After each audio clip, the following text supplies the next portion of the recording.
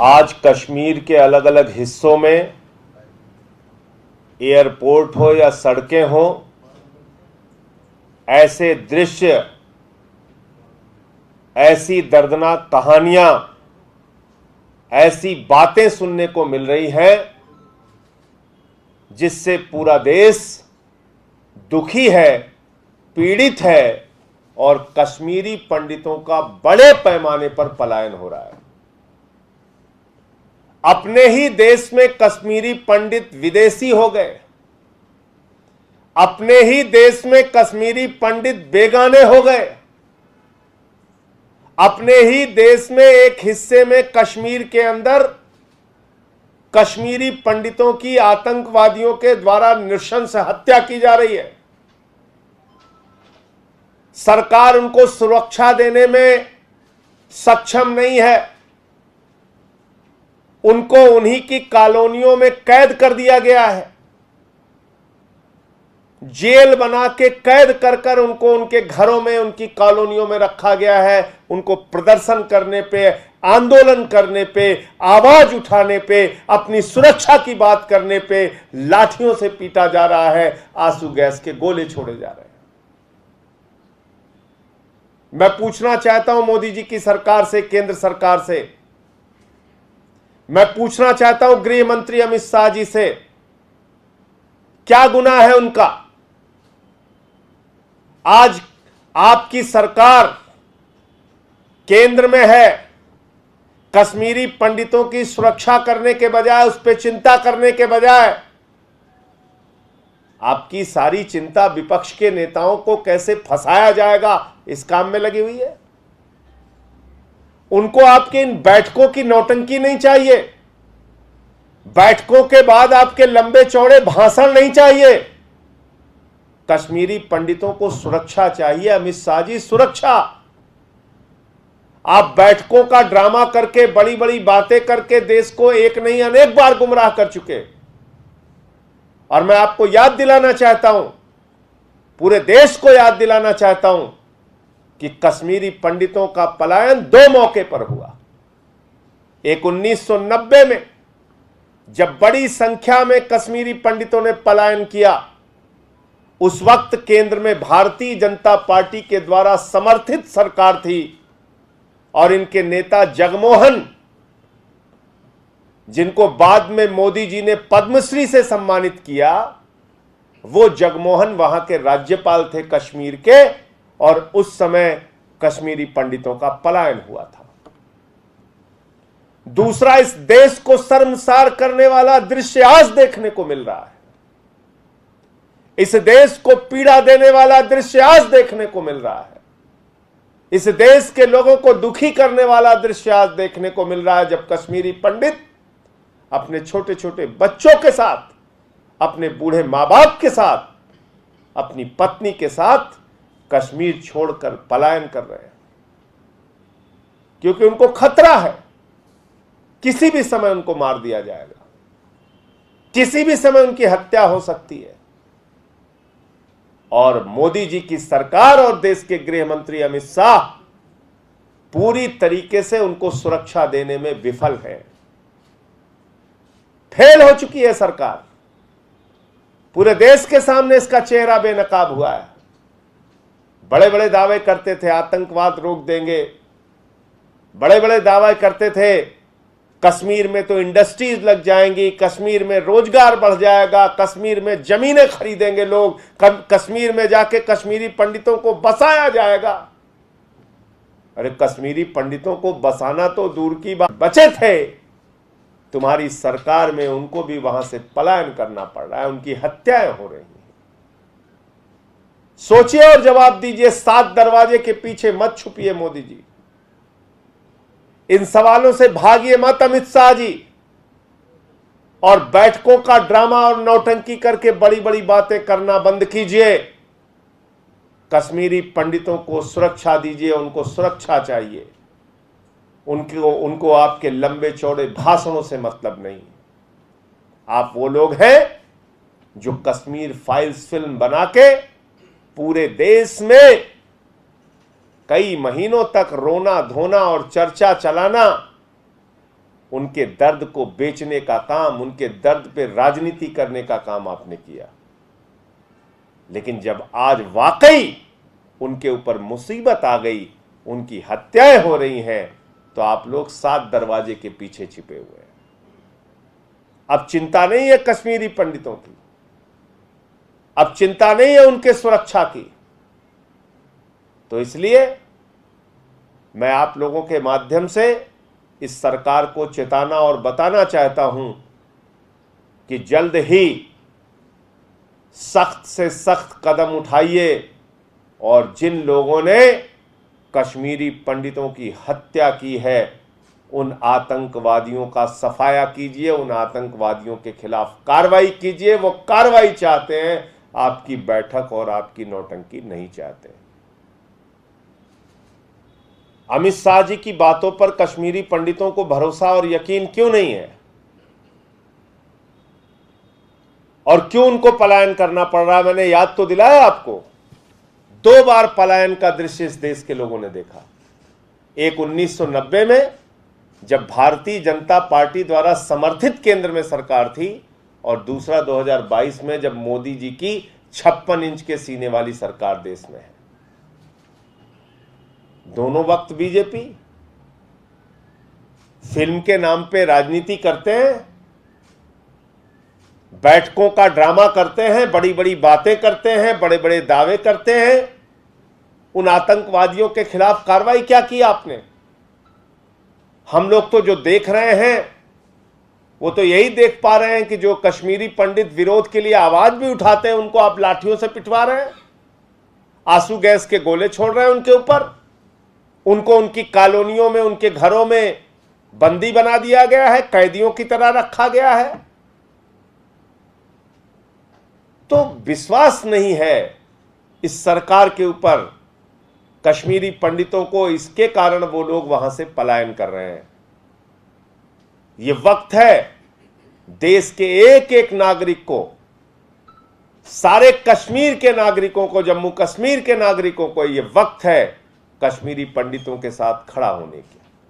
ये वक्त है कश्मीरियों पे जो जुल्म हो रहा है, जो अमरीन भट्ट की भी हत्या हुई, मार दिया आतंकवादियों ने, एक बिहारी मजदूर की हत्या हो गई, राजस्थान से एक बैंक मैनेजर, वहां पे बैंक मैनेजर का काम करने गए थे, वहां पे उनकी कल हत्या हो गई। 18 हत्याएं हो गई चंद दिनों में। और चिंता क्या हो रही है कि कैसे विपक्ष वालों का गर्दन दबा के उनको कैसे जेल में डाला जाए, और सारे टीवी चैनल्स पे यही बहस चलाई जाए, सारे मीडिया में यही बस। मतलब आप सोचिए कि केंद्र के मंत्री, केंद्र के नेता, बीजेपी के नेता, इनको कोई चिंता नहीं। ये कैबिनेट की मीटिंग इस बात में नहीं कर रहे हैं कि कैसे सुरक्षा दी जाएगी, कैसे कार्रवाई की जाएगी। तो ये बात है। सर, आपको लगता है कि जो कश्मीर पॉलिसी थी वो फेल हो गई है इस सरकार की? ये तो सामने दिख रहा है। आतंकवाद से लड़ने के बड़े बड़े दावे मोदी जी, अमित शाह जी रैलियों में, सभाओं में, पार्लियामेंट में, राज्यसभा में, लोकसभा में, इनके भाषण सुनिए तो लगता है कि अभी ही जाके सीमा पे लड़ने लगेंगे। लेकिन हो क्या रहा है कश्मीर में? ये पलायन के दृश्य, अपने ही देश के अंदर लोग विदेशी हो जाएं, एक हिस्से को छोड़ के अपने परिवार, बच्चों, बूढ़े मां बाप के साथ उनको भागना पड़े। ये पलायन का दृश्य इस देश ने कब देखा? 2 बार देखा। 1990 में जब भारतीय जनता पार्टी की सरकार को समर्थन था केंद्र में, और इनके ही नेता जगमोहन वहां के राज्यपाल थे। दूसरा दृश्य अब देखने को मिल रहा है जब 56 इंच के सीने वाले हमारे प्रधानमंत्री जी हैं, नरेंद्र मोदी जी, आज तक एक भी टिप्पणी कश्मीरी पंडितों की सुरक्षा को लेकर आपने सुनी? दुख का एक भी ट्वीट देखा आपने? कोई संवेदना के एक भी वक्तव्य आपने कहीं सुने और देखे? ब्राजील के फुटबॉलर पे हमारे प्रधानमंत्री जी को चिंता हो जाती है, लेकिन अपने ही देश के एक हिस्से में लोग एयरपोर्ट पे भरे पड़े हुए हैं, सड़कों पे भरे, रात रात भर गाड़ी चला के वहां से निकल रहे हैं, पलायन कर रहे हैं। कहीं आपने सुना प्रधानमंत्री जी की कोई चिंता? और गृह मंत्री जी बैठक कर रहे हैं। अरे उनको कार्रवाई चाहिए, बैठकों की नौटंकी नहीं चाहिए। देखिए, निश्चित रूप से उनका जो दर्द है, उनकी जो पीड़ा है, वो जायज है अपनी जगह। एक आदमी जो एक सरजमी पे पैदा हुआ, पला बढ़ा, पढ़ा लिखा, शादी की, उसके बच्चे हैं, उसके माँ बाप हैं, उसका अपना घर बार है, जमीन है, वो सब कुछ छोड़ के जाना पड़ रहा है। तो इसलिए उनका जो दर्द है, उनकी जो तकलीफ है, वो 100% जायज है। अपने ही देश में वो विदेशी हो गए, अपने ही देश में वो बेगाने हो गए, अपना घर बार छोड़ के उनको निकलना पड़ रहा है। और गृह मंत्री जी अमित शाह जी फिल्म देखते हैं या दूसरों को फंसाने में व्यस्त रहते हैं, या कोई उनकी चिंता का विषय और है, वो तो वही स्पष्ट कर सकते हैं। जो देश देख रहा है वो तो ये देख रहा है कि उनसे कश्मीरी पंडितों की सुरक्षा नहीं हो पा रही। देखिए, पहली बात तो ये कि नया कश्मीर तो नहीं बना, 1990 वाला पुराना कश्मीर बन गया, नया कश्मीर नहीं बना। वो कश्मीर जिसमें दावे किए जा रहे थे कि लोग जाकर पूरे हिंदुस्तान से जमीनें खरीदेंगे, वो कश्मीर की जिसमें दावे किए जा रहे थे कि बड़ी बड़ी इंडस्ट्रीज लगेंगी, रोजगार मिलेगा, वो कश्मीर की जिसमें दावे किए जा रहे थे कि इंफ्रास्ट्रक्चर के तमाम काम वहां पर होंगे, तरक्की और विकास के रास्ते पे कश्मीर आगे बढ़ेगा, वो कश्मीर तो नहीं बना। 1990 के दशक वाला कश्मीर बन गया, जिस वक्त कश्मीरी पंडितों ने रातों रात पलायन किया था। आज फिर 2020 में मोदी जी की सरकार में पलायन करना पड़ रहा है कश्मीरी पंडितों को। तो ये पुराना कश्मीर बन गया, नया कश्मीर नहीं बना। जहां तक दिल्ली सरकार का प्रश्न है और आम आदमी पार्टी का प्रश्न है, हमने हमेशा से संवेदनशीलता के साथ कश्मीरी पंडितों के मामले को देखा है और उस पर कार्रवाई भी की है। और आपको याद होगा कि हमारे मुख्यमंत्री जी ने भी स्पष्ट किया था कि किस तरह से कश्मीरी पंडितों को, जो यहाँ पे टीचर्स थे लंबे समय तक, जब यहाँ पलायन करके आए थे तो उनके पास कागजात नहीं थे, सर्टिफिकेट नहीं थे, लेकिन बावजूद इसके उनको नौकरी में पक्का करने का एक निर्णय हमारी सरकार ने किया। उस पक्का करने का भी विरोध सुप्रीम कोर्ट में भारतीय जनता पार्टी ने अपनी लीगल सेल की हेड, लीगल सेल के वकील को खड़ा करके किया। इनके द्वारा नियुक्त एलजी ने किया। तो इसलिए कश्मीरी पंडितों के दर्द में हम संजीदगी और संवेदनशीलता के साथ पहले भी खड़े थे, आगे भी खड़े रहेंगे। देखिए, धारा हटाई है तो किया क्या उन्होंने, काम क्या किया? धारा हटाते वक्त उन्होंने देश से समर्थन मांगा, सबने उनका समर्थन किया, और उस समय के दावे क्या थे कि बड़ी बड़ी इंडस्ट्रीज लगेंगी, वहां पे जाके लोग जमीनें खरीदेंगे, पूरे देश के लोग वहां जाकर बस जाएंगे, कश्मीर तरक्की के रास्ते पे जाएगा, उनको रोजगार मिलेगा। हो क्या रहा है? और जैसा अभी आपके एक मित्र सवाल पूछ रहे थे कि नया कश्मीर बनने का दावा किया गया, तो नया कश्मीर तो बना नहीं, 90 वाला कश्मीर बन गया। ये नया नहीं, 90 वाला कश्मीर है। उस वक्त भी कश्मीरी पंडितों ने पलायन किया था और आज भी कश्मीरी पंडित पलायन कर रहे हैं। उस समय भी बीजेपी की सरकार केंद्र में समर्थित थी, उनके नेता राज्यपाल थे। आज भी बीजेपी की सरकार 2022 में भी है। ये दोनों दुर्दिन, ये दोनों तकलीफ के दिन, ये दोनों पीड़ा देने वाले दिन कश्मीरी पंडितों को और देश को भाजपा के राज में देखने को मिला। तो अब कहा तो केजरीवाल जी ने कि सबको जेल में भेजो, पहले भी भेज चुके हो, फिर से भेजो, सबको जेल में जाना चाहिए। लेकिन राफेल में दलाली खाने वालों को और उसको क्लीन चिट देने वालों को राज्यसभा में पहुंच जाना चाहिए।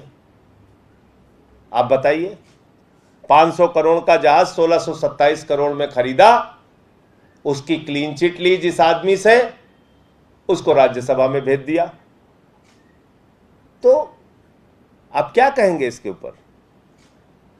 सबको जेल में तो जाना चाहिए, लेकिन उनको याद नहीं है गौतम गंभीर जी को, वो उस पार्टी के नेता हैं जिनका राष्ट्रीय अध्यक्ष कैमरे पर रिश्वत लेते हुए पकड़ा गया। वो उस पार्टी के नेता हैं जिस पार्टी की सरकार पर शहीदों के ताबूत में घोटाला करने का आरोप है। वो उस पार्टी के नेता हैं जिसमें व्यापम घोटाला हुआ, कई लोगों की मौत हो गई उस घोटाले के कारण।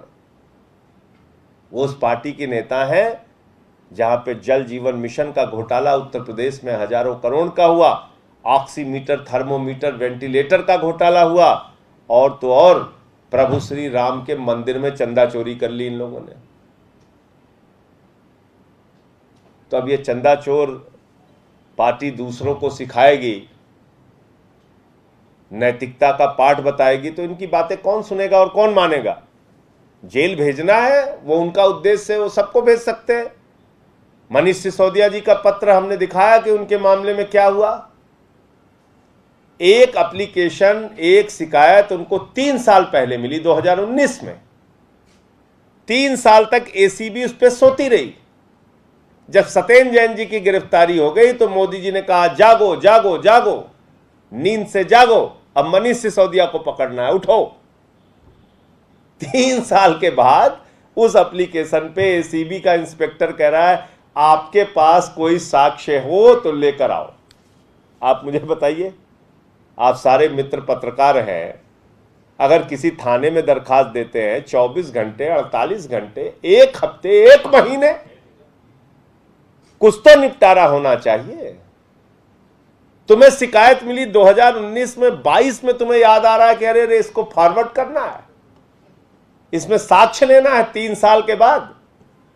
ये तो 5वीं के बच्चे को भी समझ में आ जाता है कि किस तरीके से दुर्भावना के कारण आप आम आदमी पार्टी के नेताओं को पकड़ के गिरफ्तार करके जेल में डालना चाहते हैं।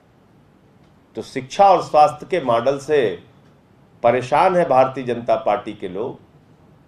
मैं दिखा तो रहा हूं आपको कि एक यहां पे एमसीडी का विद्यालय बना है, जहां पे 15 साल इन लोगों का राज है।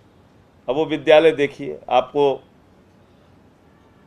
ये विद्यालय के बाहर बोर्ड लगा हुआ है, भवन के छज्जे क्षतिग्रस्त हैं, कृपया दूरी बनाए रखें। यह है एमसीडी का स्कूल। भवन के छज्जे क्षतिग्रस्त हैं, कृपया दूरी बनाए रखें, और इसी स्कूल में बच्चे पढ़ते हैं। आप देखिए, इसी स्कूल के अंदर बच्चे पढ़ते हैं। ये इनके टॉयलेट्स की दशा देखिए। ये इस तरह के स्कूल एमसीडी के हैं जहां 15 साल से भारतीय जनता पार्टी का राज है। तो खुद कुछ काम करना नहीं है, दूसरे को काम करने नहीं देंगे, खुद बच्चों को सरकारी स्कूल में नमक रोटी खिलाएंगे, और जो बच्चों की पढ़ाई के लिए एयर कंडीशन कमरे बनवा रहा है सरकारी स्कूल में, स्विमिंग पूल का निर्माण करा रहे हैं, जो एथलीट के ग्राउंड बना रहे हैं, जो शिक्षा के क्षेत्र में ऐसी क्रांति ला रहे हैं कि दुनिया के तमाम देशों के सम्मेलन में भारत से शिक्षा मंत्री मनीष सिसोदिया जी को बुलाया जाता है। अमेरिका के राष्ट्रपति की पत्नी हिंदुस्तान आती हैं तो कहती हैं कि केजरीवाल जी का और मनीष सिसोदिया के द्वारा बनाया गया स्कूल हमें देखना है। उसको भाजपा कह रहे हैं तो भ्रष्टाचारी है, ये तो गलत कर दिया, ये तो घपला कर दिया। जाके देखिए बाबा जी का स्कूल यूपी में, हम लोग गए थे, हमें जाने नहीं दिया। गोबर पाथा जाता है, गोबर। जो सरकारी स्कूल, कभी आप चलिए, हम दिखाएंगे आपको। तो इसलिए इनकी बातों का क्या कहा जाए, बस इतना ही कहा जा सकता है कि बंदर के हाथ में अस्तूरा है, चाहे जिस तरफ चलाए, कुछ कहा नहीं जा सकता। देखो, कांग्रेसियों पे मुझे दया आती है, उनका तो पूरा समय आपस में झगड़ा करने में जा रहा है। कोई कुछ बोलता है, कोई कुछ, G23 बना के लड़ रहे हैं आपस में वो लोग। तो कांग्रेस पार्टी एक कंफ्यूज्ड पार्टी है, और कांग्रेसियों की हालत यह है कि जब उनकी नेता सोनिया गांधी और राहुल गांधी पे कार्रवाई होती है तब तो ईडी का दुरुपयोग हो जाता है, और सत्येंद्र जैन पे कार्रवाई होती है तो ईडी का सदुपयोग हो जाता है। तो कांग्रेसियों के बारे में क्या बोलें? जिन लोगों ने भ्रष्टाचार के कीर्तिमान बनाए इस देश के अंदर, 2G घोटाला, कोयला घोटाला, कौन कौन सा घोटाला, कॉमनवेल्थ गेम्स घोटाला, क्या क्या घोटाला किया इन लोगों ने, इनकी क्या बात की जाए। देखिए, मैं सबसे पहले तो सिद्धू मूसावाला जी के प्रति अपनी श्रद्धांजलि अर्पित करता हूं, और बार बार इस बात को कह रहा हूं कि ये एक बहुत बड़ी घटना है, पीड़ादायक घटना है। उनके परिवार के साथ सबको खड़ा होना चाहिए, लेकिन साथ ही साथ आपको ये भी याद दिलाना चाहता हूं कि आप निकालिए सुखबीर बादल जी का बयान, आप निकालिए कैप्टन अमरिंदर सिंह का बयान, आप निकालिए सुनील जाखड़, और मैं नाम लेके कह रहा हूं, नाम लेकर कह रहा हूं, आप निकालिए सुनील जाखड़ जी का बयान, आप निकालिए तरुण चुग जी का बयान जो बीजेपी के नेता हैं, आप निकालिए बग्गा का बयान जो बीजेपी का नेता है। इन सब के बयान आप देख लीजिए, सिद्धू मूसावाला के बारे में किस प्रकार की भाषा और किस प्रकार की लैंग्वेज, किस प्रकार की टिप्पणी ये लोग करते थे और इस्तेमाल करते थे, किस भाषा का, इसको कृपा करके आप लोग जरूर देखिए, और हो सके तो अपने टीवी चैनल पे चलाइए, और उसके बाद ये पूछिए इनसे सवाल कि क्या इनको ऐसे मौके पर घड़ियाली आंसू बहाने का अधिकार है। जब सिद्धू मूसावाले जी जिंदा थे उस वक्त सुखबीर बादल ने क्या टिप्पणी की थी उनके ऊपर, कैप्टन अमरिंदर सिंह ने क्या टिप्पणी की थी उनके ऊपर, ये बग्गा जो बीजेपी का नेता है इसने क्या टिप्पणी की थी, बीजेपी के नेता तरुण चुग जी हैं, क्या क्या टिप्पणी की थी, सुनील जाखड़ जी उस वक्त कांग्रेस में थे, बावजूद इसके उन्होंने टिप्पणी की थी, और अब तो वो बीजेपी में है। तो ये दोहरा चरित्र इन लोगों का सिर्फ राजनीति करने के लिए भगवंत मान जी संजीदगी और संवेदनशीलता के साथ इस मामले में कार्रवाई कर रहे हैं, और मैं आपको बता रहा हूं कि कोई भी इसमें बख्शा नहीं जाएगा। कई लोगों की गिरफ्तारियां भी हुई हैं, और जो लोग इसके लिए जिम्मेदार हैं उनको ऐसी सजा मिलेगी जो दूसरों के लिए नजीर बनेगी। मैं सिर्फ इतना ही कह सकता हूं। आज स्वयं मुख्यमंत्री गए थे, परिवार से मिलके आए हैं, कल हमारे कई मंत्रीगण गए थे, उसके पहले हमारे विधायक गए थे वहां पे। तो सरकार को कार्रवाई करने दीजिए। घटना बहुत बड़ी है, दुखद है, पीड़ादायक है, लेकिन कांग्रेस हो, अकाली दल हो, भारतीय जनता पार्टी हो, जब तक सिद्धू मूसेवाला जी जीवित थे उनके बारे में मैं ऐसी टिप्पणियां की जो मैं आपके प्रेस कॉन्फ्रेंस में बोल भी नहीं सकता, और आज आंसू बहा रहे हैं, प्रदर्शन कर रहे हैं। यह बड़ी अजीब बात है। तो ये केंद्र सरकार से पूछिए। पहली चीज, अभी आपने पिछले दिनों देखा होगा, यहां पाकिस्तान से आए हिंदुओं को वापस जाना पड़ा, तो आपने सिटीजनशिप क्यों नहीं दी उनको, नागरिकता क्यों नहीं दी आपने? आपको नागरिकता देनी चाहिए। जब आप ये मानते हैं कि उत्पीड़न से वो हिंदुस्तान आए और उनको फिर वापस जाना पड़ा क्योंकि आपने नागरिकता नहीं दी, तो ये सवाल है जो बनता है सरकार से। देखिए, नाक नगरी रखें कि कान नगरी रखें उससे हमें नहीं मतलब है, गोड़ नगरी रखें कि हाथ नगरी रखें, जो मन में आए रखें। हाथ जोड़ के भाजपाइयों से निवेदन है, 45 वर्षों में बेरोजगारी सबसे ज़्यादा बढ़ गई भैया, उसको दूर करो। किसानों की आय दोगुना कैसे होगी उसकी चिंता करो। भूखमरी के मामले में हम बांग्लादेश से भी ज़्यादा बदतर हालत में पहुंच गए, हंगर इंडेक्स में 130 नंबर पे हम पहुंच गए, उसकी चिंता करो।